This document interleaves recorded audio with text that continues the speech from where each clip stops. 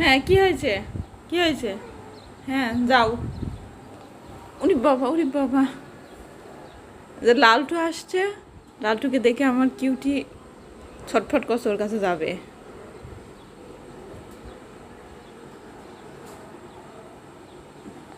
লালটু, এই লালটু, তোর কি আমার মেয়েকে খুব পছন্দ হয়েছে?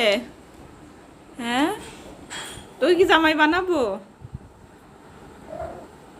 লালটুকে কি জামাই বানানো যায়? লালটু চেহারা কিন্তু সুন্দরী আছে, খারাপ না। লালটু,